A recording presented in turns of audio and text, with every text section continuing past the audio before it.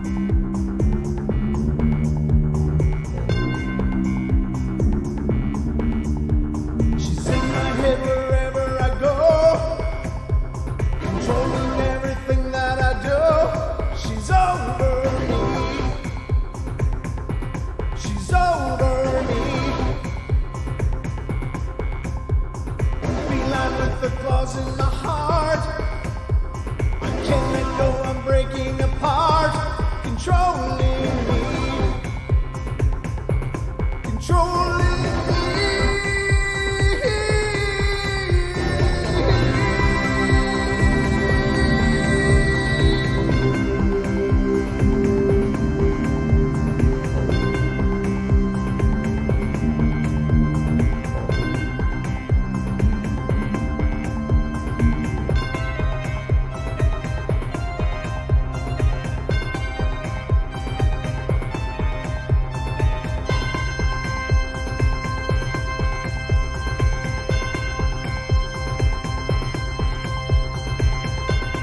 And welcome, ladies and gentlemen, to tonight's episode of the Paranormal Portal, Bedtime Stories from Beyond.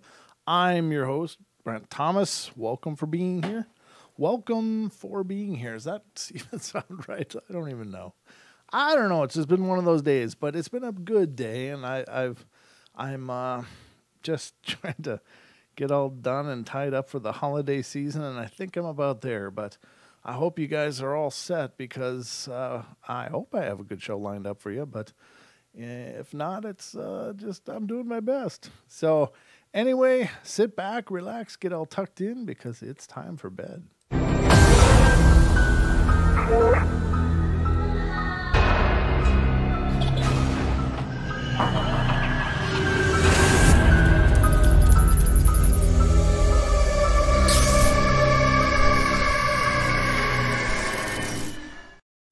All right, welcome everybody, and great to see all your faces in the chat. So wonderful to see you all, and hope everything's going good. We have an amazing show. Every show is amazing at the portal, right? I don't know. I do the best I can, but I hope you guys are having a great day. Happy Thursday. You're almost at Friday. Tomorrow night, of course. Remember, we have the epic 2-hour show. It's a Paranormal Portal first. We'll have 4 of our sensitive/psychic friends on, and they will be talking to us about all things spiritual to help the rest of us kind of understand and hopefully give us some understanding and some gnosis, as Chris Gio always says, and hopefully some skills and some ideas of how to handle those kind of things better than we may already do. But Deb Varn will be joining us, Sean Gonzalez, who's Ian's Magic Oak. He's been on several times. Joel Robinson and Diane Swiger will be here. So it'll be a first. I'm really optimistic about the show. I think it's going to go wonderful, but it's the first time I've ever had multiple guests on, other than Sean and Joel have appeared on together, but they're so in sync anyway that it's really just like one person. They don't talk over each other, and they just are, I mean, they've known each other forever. So I hope it goes well. I think it will. I think it'll be wonderful, but definitely tune in. That'll be tomorrow at 7 p.m. here on our YouTube channel, as well as on TFR, iHeart, TuneIn, and TalkStream Live. That'll be a network show. So we will have call-ins available on tomorrow night's show as well. So, I hope you guys will all welcome our newest chat mod, which is Lady Death. Thank you, Lady, for helping us out, Pixie and I and Don. That really means the world, and it'll definitely be great to have another set of eyes on board. So just thrilled that you're a part of it. So thank you so much. And so I guess without further ado, let's get underway here. But tonight, I just wanted to talk about the Heart of Darkness. That's my spooky title for tonight, The Heart of Darkness, In the Heart of Darkness. I thought that was kind of good. I can't claim any credit for it because I'm sure it's been used about a gajillion other times, but it just seemed to fit tonight. So very cool. As you know, I got the ghost box going tonight too, so maybe it'll chime in with some kind of words of wisdom as the night goes on, but it's been really quiet lately for quite a while now, so just a random word here and there. So nothing really extraordinary going on there, but it's on, so if you hear a weird word come in, or if you hear a whoosh, weird whooshing sound, the whooshing sound is that there's a presence detected. And if a word is spoken, and again, I can't verify that any of this is any kind of authenticity at all, but we'll take a look at it and see if it somehow fits into what's going on. So it's our ongoing Paranormal Portal experiment, the paranormal detector, but it's a laptop version, so I don't know. Anyway, it's kind of fun, and it's just another element of the show. When it participates, it's kind of fun. So continuing on, let's talk about the Heart of Darkness a little bit now. Many times on the show, we've talked about darkness, and you know, it's you know, we're plenty brave in our daylight hours. We're, you know, as a species, and I suppose it harkens back to when, you know, we were truly fighting for survival. You know, that we were primarily daytime beings, and that's probably when our ancestors did their hunting and gathering, and they formed societies, and they built walls, and they, you know, tried to tame the world around them to make comfortable, safe areas. But all of that, even today, melts away when it's dark. And for some reason, the dark has a weird hold over us on a primal level. And again, I will say that it's possibly a genetic memory of when we were on the food chain, you know, more actively than we are now. Not that we can't be eaten now, but it's really not very common. So when we were, you know, trying to carve out our survival, yeah, I mean, the darkness was our weakness. You can't see very far. We don't hear as well as animals, you know, and so we're at our disadvantages then, whereas animals seem to, many animals seem to operate just as well at night as they do in the day, or vice versa, or maybe they're always just awake at night, and that is their time. But there seems to be other things in the darkness, and there seems to be a lot of other creatures in the darkness than you know, what we seem to know about. And that's where it gets creepy, and that's where it gets weird. Why is it the absence of light, just that alone, can change everything? I mean, even going into your backyard, I don't know what it is, but even when I go outside, and I live in a pretty urban area, it's a small town, but it's, you know, not out in the sticks at all. And when I go out at night, I'm just hyper aware and alert. Now, a little disclaimer, there are moose around here. And just a week ago, there was a moose and its baby laying down in the neighbor's yard just 2 houses away. So there is that, because, you know, point of fact, moose kill more people every year than grizzly bears. I mean, they are an incredibly crabby animal, and they are incredibly huge and incredibly powerful. And if you've never seen a moose in person, they stand at the top of their head right around the 7-foot mark. And that's not including the antlers on the big bulls. So I mean, they're such a big and powerful animal. And when they're mad, they can just wreck your day. So I am a little trepidation about that. But I'm just talking about that different sense of feeling, that different sense of caution that we have in the darkness. And you know, what is that? Is it paranormal as well as normal, as just cautious?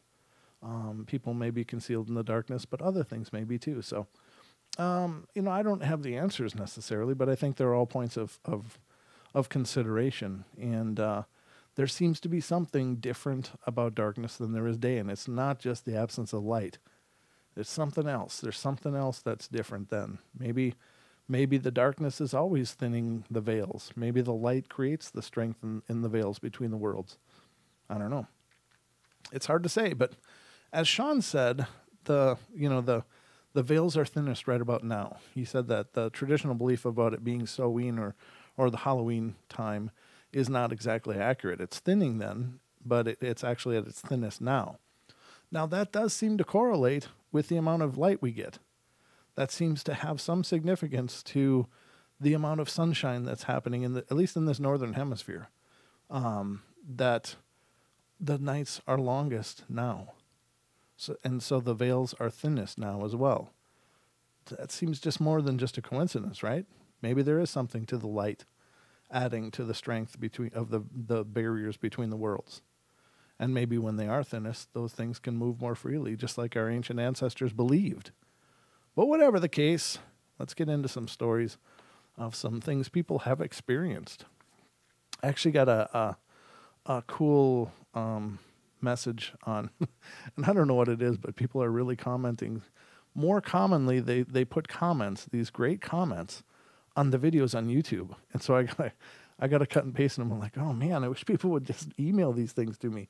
But if you have an encounter of your own, if you have something that happened to you that you would like to share on the show, please email them to paranormalportalradio@gmail.com. I would really appreciate it. It makes it so much easier for me. Otherwise, I got to find it, cut, copy, paste, and then save it someplace I'll remember, which for me is a whole different challenge. So, all right, the first one I'm going to read to you tonight is... it has to do with Ouija boards, which are always a fun subject. Again, they can be used responsibly. They can be used in be a productive oracle. They're not inherently evil. There's a lot of people that are very afraid of them, and maybe rightfully so, because if you feel fear about using something, then don't use it, because you are already embodying an energy of surrender. So if you're already embodying an energy of surrender, and then you volunteer yourself to be a blind channel to an oracle that is supposed to draw energy through you, you're already at a huge disadvantage. So don't use them. You should only use them if you know what you're doing, if you know how to set your environment, if you know how to protect yourself, and if you know how to close the session. Don't open a portal you don't know how to close. There's nothing but bad can come from that. So, but again, I'm not trying to scare people away from the idea of Ouija boards. They can be used very productively and fine, but you definitely need to do your homework. You need to do some research, because it is a practice. It is a method to it. But anyway, let's get going here. Recently, I went on a vacation during the week. I was away. My friend, Paige, cared for my cat dog and the house I lived in. And a few days ago, when I came back, she came over to hang out. And she brought up that 2 days after we left, she came to my house, and the radio and the TV upstairs were both on, blasting music and sound. She didn't leave either of them on the day before, and neither did we when we left. I don't own a Ouija board, but we searched how to make your own Ouija board and found a good website. We followed the steps, used a magnifying glass as the pointer, and I was really skeptical to begin with, because it wasn't a real Ouija board. We asked, "Is anyone there?" For the first second, nothing happened. But then it started to shake and slowly moved to yes. I looked at Paige, but I could tell by her face that she wasn't moving it. And I certainly wasn't moving it either. Plus, it's different when you're moving it and a ghost or whatever we're talking to is moving it. It told us his name was Ron, and he has a sister named Agatha, and he died in a fire, and we were getting different dates every time, and it was hard to understand them. The real question was, were we really talking to someone? Since we used the Ouija board, other things began happening. Here's my shocked face. You're kidding. You don't really? Okay. So what this person says is, the other night I was laying in bed, and it felt like someone was sitting on my bed. I looked to see if it was my dog or my cat, and it wasn't. And I could see the imprint like somebody was actually sitting there. I was doing my hair in the mirror, and I heard my bed creak, like someone was getting on it. I looked, and again, nobody was there. Also, I got a charm bracelet while on vacation, and I would put it on my wrist so that I could hook it myself. But every time I got close to the clasp, it would fall, which would make no sense. And finally, I expected that maybe a ghost, if there is one, was doing it. And I said, "Stop it, please." The next time I tried, I got it on. Also, I bought 2 necklaces the other day at the mall, and both of them broke without any explanation. The chain would crack. I wasn't sure why this was happening. Is it because I threw out the makeshift Ouija board? Does anyone know how a Ouija board works or why this is happening? It hasn't been anything serious yet. Okay, here's the thing, ladies and gentlemen. When you make something, especially when you're going to do spiritual practices with this something, you can go to a store and buy a Ouija board, and I've said this a long time. Taking it out of the box, it's no more dangerous than a Homer Simpson placemat to put your cereal bowl on. I mean, it's just a print on a piece of paper, which is on a piece of cardboard. It has no inherent ability in and of itself. It has no inherent energy in and of itself. It's just mass-produced on a line somewhere. Now, when you set out to make something, you are putting your energy into this thing. If you want a really powerful Ouija board, make one. Make one, because you are charging it as you're creating it. You are putting intention to it as you're building it. And you are creating an energetic presence to it by making it. So don't think that because it's homemade that it's any less. Actually, it's completely the opposite. If you make it, it is much more potent, because it has an attunement to it already. And that attunement is you. So always be really careful. I mean, there's a reason that a lot of different religions, and I'm talking more of the paganistic and the occultic religions, you make your own objects because you are charging them with your essence, and they become resonant to you. So when you make something, it is so much more potent than if you have bought something. So this person has it all wrong.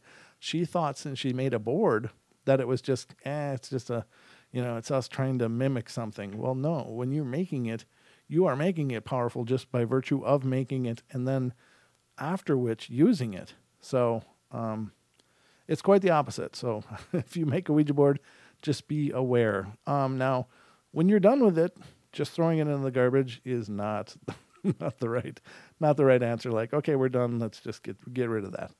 You have to close it. You have to deactivate it energetically.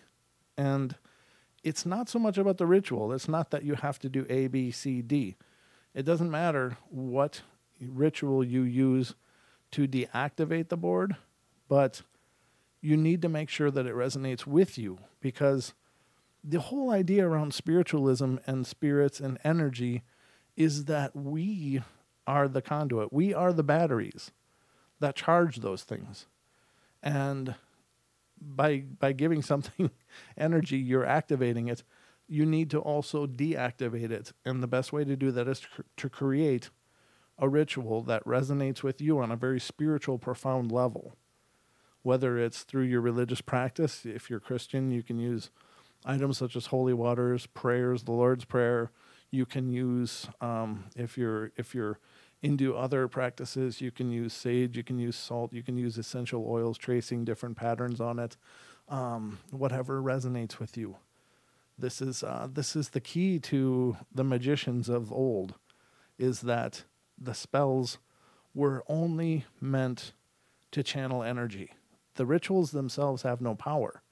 The power is given by the practitioner. So realize that and bear that in mind. And this same philosophy is why words can hurt. Because words by themselves are just these sounds. But when they're charged with an emotional energy, they can hurt.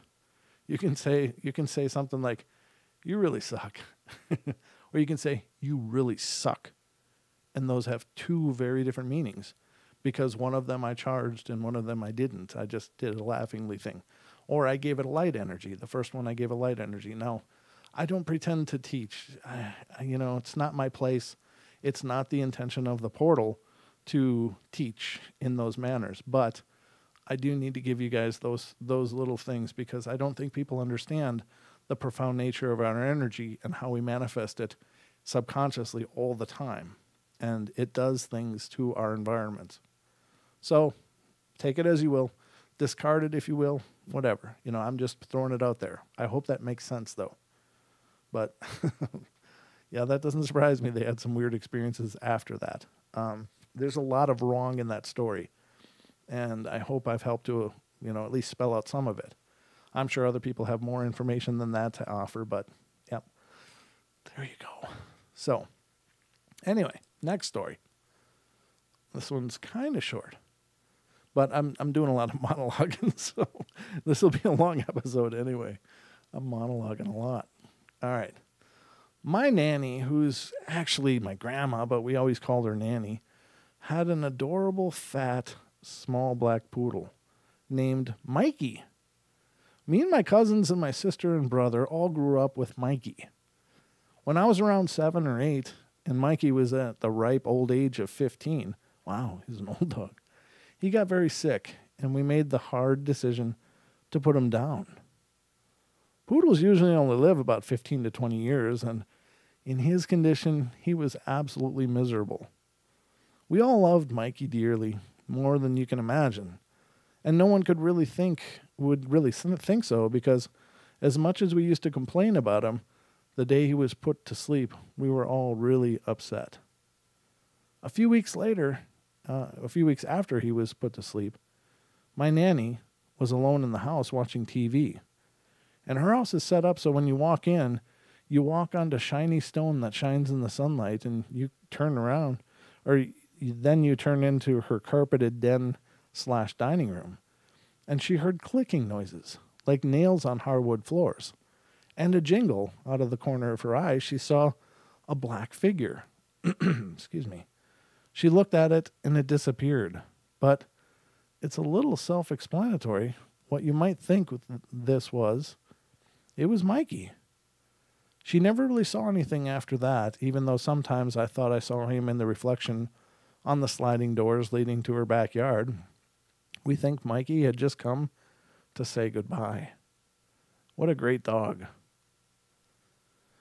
That's a cool story. I really like to think that our animals stick around, or are at least around us to some extent after they pass. I don't think it's not a challenge for things like, if you believe in the whole good and evil and heaven and hell kind of thing, it's not hard to believe that all dogs would go to heaven, just like the old movie, right?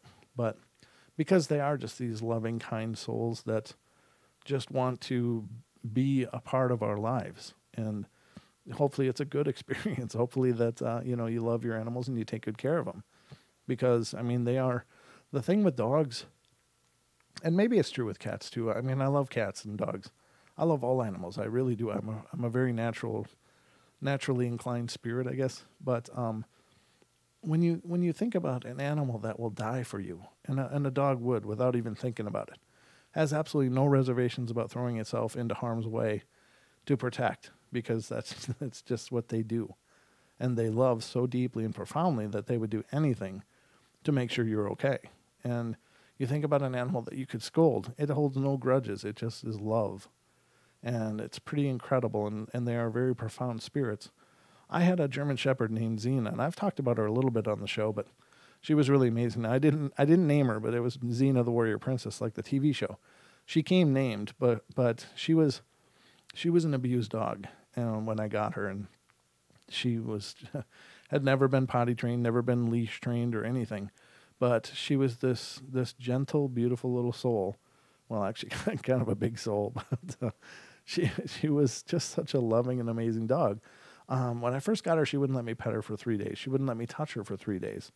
And it just took a lot of time and patience and me sitting on the floor and her pacing around nervously. And then finally she started to kind of lay near me, and then she'd finally come to me, and then she started letting me pet her. And as soon as that happened, it was really cool. She was really an amazing dog. She was just so loving. But then it was like she was only a year old when I got her. But I know that first year of her life must have been incredibly tough, because she would just, anytime it looked like I could have made an aggressive motion, it was just her trying to, read the situation and not being sure. But if I lifted my hand up to just brush my face, she would hit the ground and just go flat, and her ears would go back like, oh no, here it comes. And I was like, wow, you poor thing. But once she warmed up, she went through the whole puppy phase. She caught up on all her missed puppying, because here's this 80-pound female German Shepherd chewing up my shoes and just being a little nuisance and playing. And oh my God, she just loved to play. But she was so wonderful through the years, and she was actually like a nanny to my little kids when they were little. If I was a single parent for most of my two older kids' lives. So like when my little ones were in my middle child was really, really small at that time. And if he was in his crib and woke up, she would sit in the middle between where his crib was and where I was. And she would look at the room that he was in, and then turn her head and look at me, look at the room he was in, turn her head and look at me, and she'd whine like, he's up. What are you doing? Go get him. He wants to get out of the bed. And she would just go crazy until I got up and went and got him. And of course, it wasn't a long time, but it was just, this was her nature. She was just such a loving, caring dog. And she actually saved us one time, I think, because my ex-girlfriend at the time, she was coming home. She had walked to the store, which we lived close to. She was coming home, and this guy started following her. And she said she felt really creeped out, and she got all the way back to the house, which was about a couple blocks away, and this guy still followed her. She came in the house. I was already in the house, and suddenly I hear a door open behind, and then this somebody, big shadow, is standing there trying to open the door to come in too. And my dog just flew towards the door and barked, and you could see in this guy, he was African-American, but he went pale. And he shut the door quick, and he stood there, and I walked up and said, well, can I help you? And he came up with the story about being in the neighborhood selling magazines, but he had absolutely nothing in his hands. And I said, no, we don't need any magazines.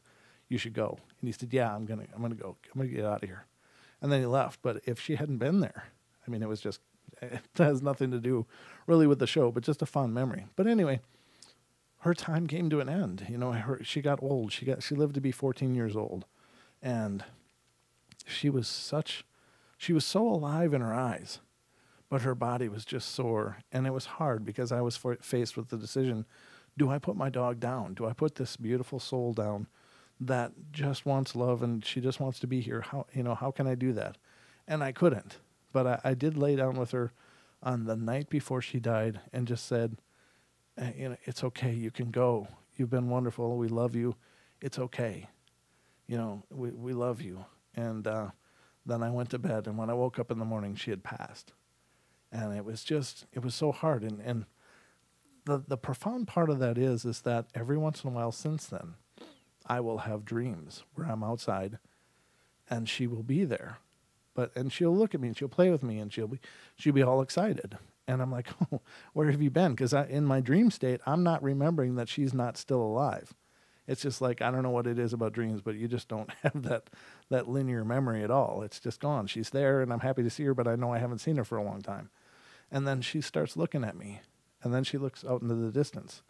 And she looks back at me, and she looks out in the distance, and she kind of whimpers. And then she starts walking away, and I'm like, where are you going? Where are you going? Get back here. And don't leave. And she keeps walking, but looking back and walking, looking back. And it makes me tear up even now just thinking about it, but I just get frantic, like, no. And I just know that I've got to just yell at her. I got to go, Zena. And I've woke myself up yelling, trying to get her to come back. And I know that's her coming to visit me. It's her coming to be there. because she just wants me to know that she's still around. And I really believe that with all my heart. And it's, you wake up, of course, you got tears dribbling down my eyes, but it's just that loving soul is still there. So I hope they're still around us. And I hope that, when my time comes, she'll be one of the first faces I see. But anyway, I monologued a whole lot during that, but, it's just a really cool story. But I think they do. I think they are there. And I think my mom had a little dog, and she and this little dog were just inseparable. And he got sick and died, and it was really heartbreaking for her. Really broke her heart. But to this day, she still says that there are times she feels him jump up on the bed and walk around and do his circles like he always did, and then plop down. And then, of course, it's just like he just fades away, like there's nothing there. And she can't see him, but she can feel it. So I believe maybe they are still around us. Maybe they hold vigil over us during the time in between. Like they're always there, but they become our guardian, our animal guardians, maybe. I don't know. Very cool, though. I hope so. Here's another one, and this is, let's see. I'm going to go back, skip all the fluffiness, and blah, blah, blah, blah, blah, blah, blah.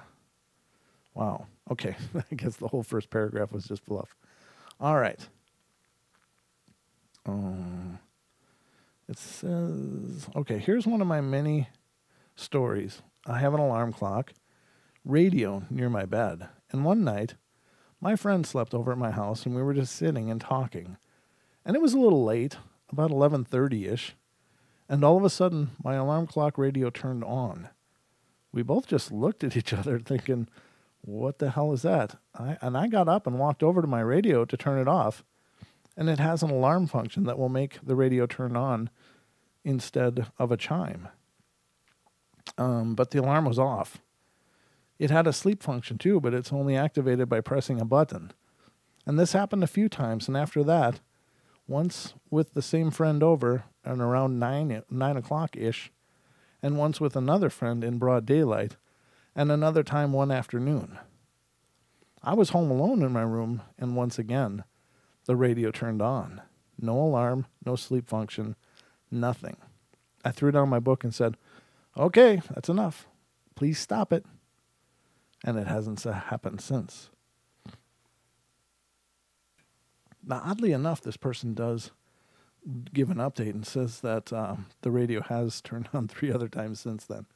But that's to me, that doesn't surprise me at all, because I don't think it's if spirits are energy, then it's not a huge leap for them to manipulate energetic items. And I don't know if there's a similarity between what we understand as electricity and what the stuff they're made out of. I don't know. But there seems to be mechanical, electrical things seem to be real common in hauntings, whether it's lights turning on and off by themselves, if it's appliances, TVs, et cetera, et cetera, et cetera. That seems to be a pretty easy thing for them to do. That's like, it's not a tough manipulation. I'm pretty sure that it probably takes a lot more effort on their part to move physical objects than it does to make electronics act all wonky. So I don't think that's too much of a stretch. The next one. This story has 2 parts, and I have to tell both of them, or the second one wouldn't make sense. And they involve my adult cousins.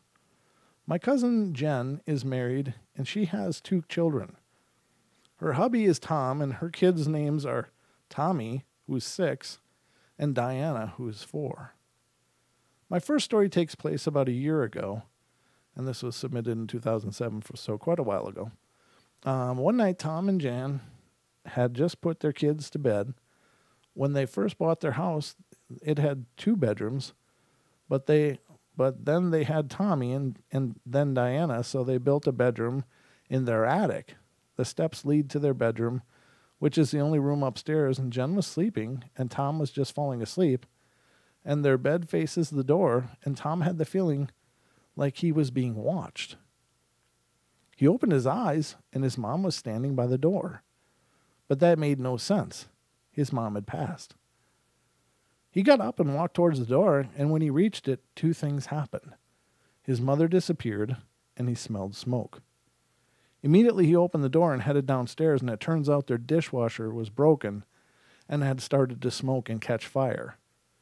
If their visitor hadn't arrived, their home would have burned down. The next story takes place much more recently.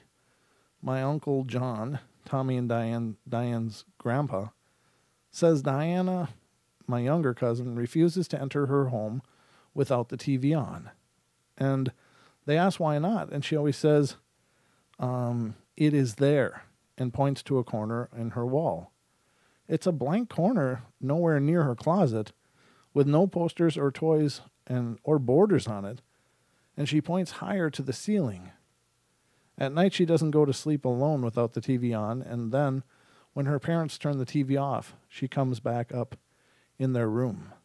I'm not really sure what could be bothering her, but my family and I have a somewhat strong belief in ghosts. What do you think?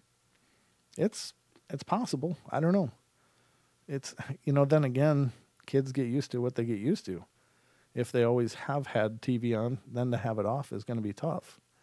I've gone through periods where I needed to have a TV on. Just, it's usually when I'm alone, it's just kind of comforting to not hear nothing. But at the same time, there's other periods where I don't want anything on. But I guess it's what you're used to. So it could be. Kids are certainly barometers for that kind of stuff, but I don't know. Can't say for sure. All right, the next one is pretty short. It says I couldn't move. I thought I read this one yesterday. Huh. Okay. I grew up in this old house in Linwood, California. Wait, let me see this. I got to read through this a second, please. Just humor me. I may not have closed this one last night, but I thought I did. You know what I did? I did read this one last night. I'm pretty sure. Yeah, this one I read last night. So, and this one I did too. So, that's two of them.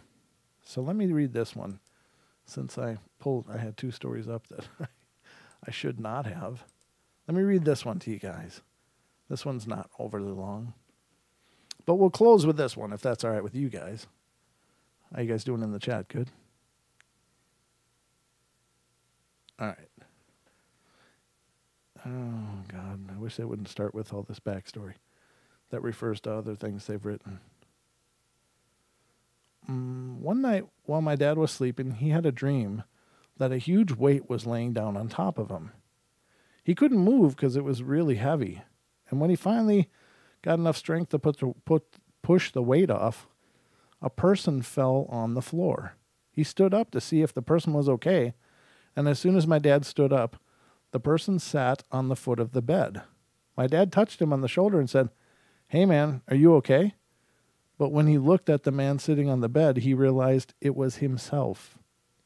He jumped back, panicking, and a few moments later, he woke up, and he called me immediately to tell me about this. And I asked him if he had ever thought that he died when it happened, and he said, yeah. We both agreed that it could have been either a near-death experience or just a strange dream. And the next night, he dreamed the exact same thing. When he had that dream over and over again, every night for about a week. One night, he fell asleep in the living room on the couch and instead of in his bedroom, and he did not have the dream when he slept in the living room. He slept in his bedroom again the night after that, and the dream happened again. He became afraid to sleep in his room, so every night he slept on the couch in the living room, and after a few months of that happening, it seemed to have just gone away, and now he can sleep in his own bed again. That's strange. That's a really weird one, and I don't know what to think of that. We know about the doppelgangers, that sometimes spirits can manipulate their appearance to look like you or, other people. It doesn't seem to matter. They don't seem to have any trouble creating visuals that they want to, but I don't know. That one's hard to say. There's no way to really know, and it's hard to tell. So very hard to tell.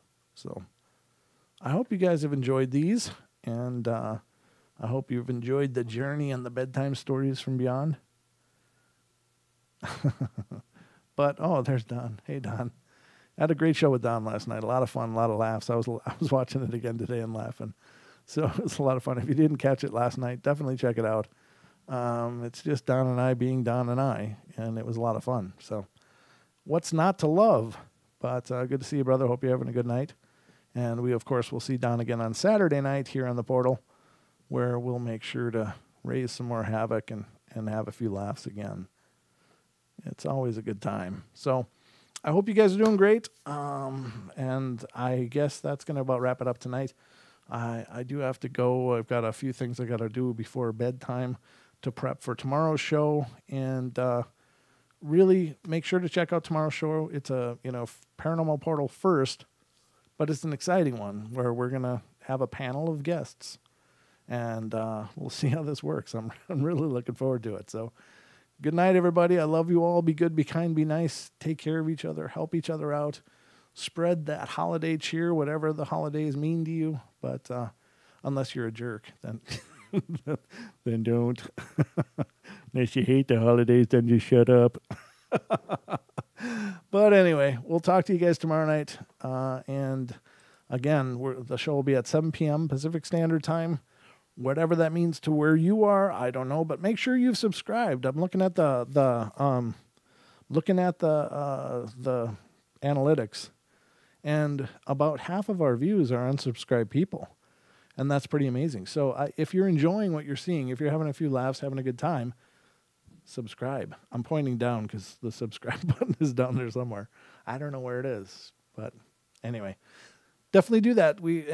Click the bell because then you'll know when we're coming on again. And so tomorrow night, 7 p.m., our psychic panel will be joining us, and we're going to get peeks through their eyes.